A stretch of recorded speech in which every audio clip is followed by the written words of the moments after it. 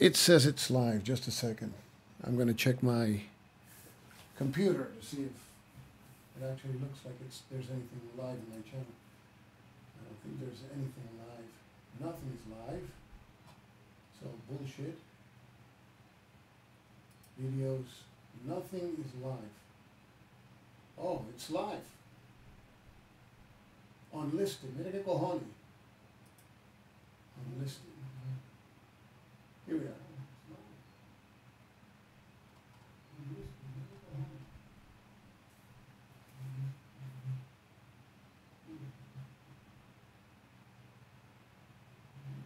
How do you, ¿cómo le quito el unlisted? This is bullshit.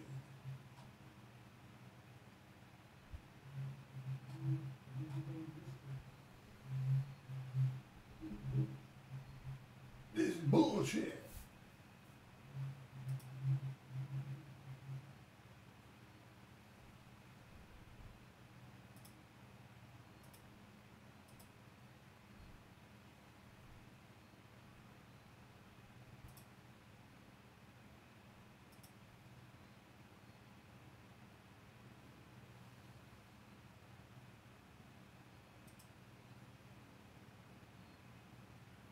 Okay.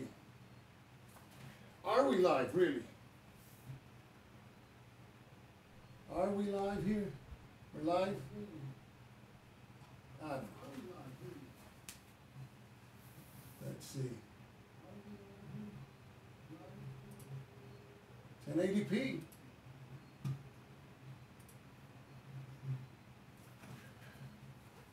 Stuka Joe here.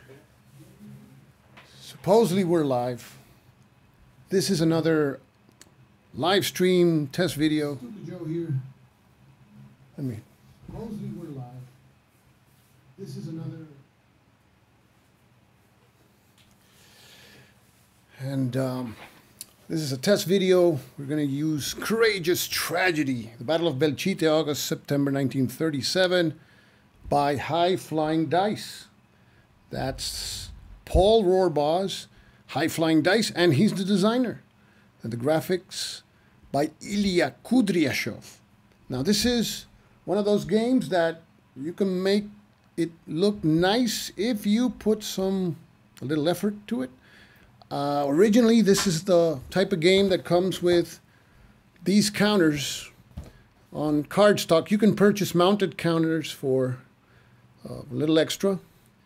What I decided to do, this is a game about the Battle of the Spanish Civil War. What I decided to do, this is the front sides, and these are the back sides. I photocopied this onto sticker paper and pasted the stickers onto wooden tiles. Not Scrabble tiles, but wooden tiles that are the same size as the counters, 1/2 inch. These are 1/2 inch counters. This is a Nationalist tank unit, classic attack, defense, movement factor ratings, 1, 2, 3. The one is in red because this is an armored unit. And these are the counters. Now, I cannot see anybody texting. I don't know if you are watching this. I would only appreciate, I'm going to make this video very short, like, I don't know, 5, 6 more minutes. If you were watching, just let me know. If you tried to text, let me know. Apparently this program does not allow me to see texting on the camera, which I use, which is the iPhone. And I'm looking at my computer's monitor, and I can't see any messages by you people. I like to answer questions by people if I'm going to do these live streams. In any event, those are the Nationalist forces. And you see there's 4 divisions. And the way the units are organized is they're color-coded. For example, these blue units are the 13th Division. Then you have the 105, 52nd, 150, and the 51st, which appears to be tougher in defense with that 4 defense rating. There's also some air support markers and airstrike targets, as well as artillery support and artillery targets. Markers you place on top of the attacked or defending stack. And here we have the Republican Army in the battle. There's 4 divisions. And then these are the international brigades, the 15th and the 11th. And I believe the 15th is the Abraham Lincoln Brigade. They had American volunteers there in that one. And the Republican tank units are better in attack. That's because of those T-26s. And I think these are even images of T-26s. So there's no German tanks, I believe, here. I'm not sure they are in the nationalist side, but they have an advantage of Republicans on attack. They have it too. Now let's take a look at the map. The map is a 2-section map, and the total area is 11 by 17 inches, and it shows the town of Belchite in the center. Now the orientation of the map, north is this way. So on the western edge, you see the entry positions of the nationalists here between Mediana and Fuentes del Ebro. That's where the nationalists will enter the game. And there's some terrain features which are familiar. You have these brown hexes represent level 2 terrain. So this is high ground. So if any units attacking from lower elevations suffer a penalty to their attack factor. You have also villages, and in villages the defense factor of the units defending in villages is +1, as well as in the city of Belchite, which has 3 such hexes. Oh, yes, now I see Gil de Rai. Hi, okay, great. I was wondering, this new software I'm using, I can't remember the name of it. I've used so many. But the reason I'm doing this video is, the OG. How you doing, Devin? Nice to see you. I'm doing this video, another test video, because the YouTube streaming video, the app only streams at 720p, and this one allegedly does it at 1080p. So if you guys can check to see, I don't know if in your viewer it tells you if it's 1080p or whatever. John Edwards, good evening, sir. So that's why I'm doing this video here. Oh, sound and video looks great. Thanks, Grognard. The Grief Junkie, how you doing? Nice to see you guys. So this is just a short video. I'm going to do another preview video using of this game. I'm a kind of a fan of the Spanish Civil War. And, coming at 1080p, great. So next time I'll memorize the name of this app. I've been trying so many apps that are good for nothing that this one at last works for that. So this is Courageous Tragedy by High Flying Dice Games. It's a game, we can say desktop quality, but nowadays desktop is actually pretty nice. You can do a lot of pretty nice things. And I did some things to this game to, like they say, pimp it up. And JP Falconer, nice to see you, sir. And Lolopedo, Lolopedo, you live close to the Rio Huerva. So when I play the game, let me know where you live so we won't pass any tanks through your place, okay? Okay. Nice to see all you guys. Okay, so this game, as I'm saying, it comes with very basic components. For example, if you just order the base game, you get this card stock of counters. And these are all the images of the counters. This side is the front side of the counters, so you have to cut them and paste them, and this is the back side. Well, I didn't do that, but I didn't order also the counters that High Flying Dice offers for $5. I photocopied those images and that card stock onto wooden pieces that are square pieces. For example, here you have a Russian tank, and these are really thick. And the cool thing is they even stand up. So, I mean, it's not you're going to play commands and colors with them, but, you know, it's pretty thick. So the great thing about it is because they're very thick, they're easy to handle, so they don't have to be really big to be easy to handle. And I believe you receive 88 counters.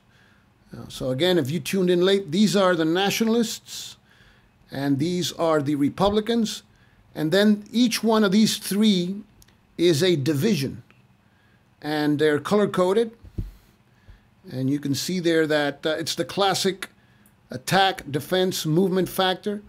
And it appears that these guys, the 51st Division, was tough in defense. They have 4 in defense. And I was also saying that the tank units for the Nationalists have a red 1, and I don't remember what the red number stands for. But when you compare them to the tank units of the Republicans, they have a 2. So at this time in the war, the Republicans had those Russian T-26s that were better than anything the Nationalists had on the other side. And there's also artillery and airstrike support markers for both sides. And we have pin markers, and on their backs we have entrenched markers, which offer some defensive benefit that I can't recall right now. And there's also random events table, which will generate either a fanatical defense for the Nationalists, surprise for the Republicans. I think there's a refit turn in which you can't attack. And the fog of war is another event, which I don't remember how specifically it works. So let's see, continue watching here.